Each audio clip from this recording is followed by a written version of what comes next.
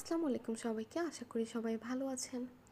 আজকের ভিডিওটা আমার কাছে খুবই ইমোশনাল একটা ভিডিও, কারণ আমি ছোট্ট একটা মানুষ।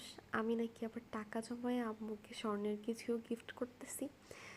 তো টুকটাক টিউশনি করা হয় আরও 3 বছর আগে থেকে। তো তখন থেকেই নিজের টুকটাক খরচ চালানোর পরেও চেষ্টা করতাম কিছু টাকা সেভিংস করতে। তো সেভিংস করতে করতে আমার বেশ ভালোই কিছু টাকা জমা হয়ে গিয়েছিল।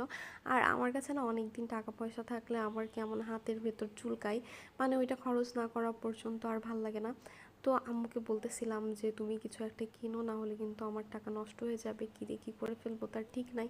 তো আম্মু বলতেছিল যে না, তোমার কাছে টাকা আছে, থাক, তুমি রেখে দাও, যখন দরকার হবে আমি বলবো। অ্যাজ ইউজুয়াল মায়েরা যা করে, ভাই কিছুই নিতে চায় না, একটা কিছু কিনে দিলেই ভাবে যে ওয়েস্ট হচ্ছে। কিন্তু আমার কিছু না কিছু কিনে দিতে না পারলে কিছুতেই ভাল লাগতেছিল না। এত কিছুর নাম বলছে আম্মু, রিং নাও, ওইটা নাও, ওইটা নাও, কিছুতেই সে রাজি হয় না।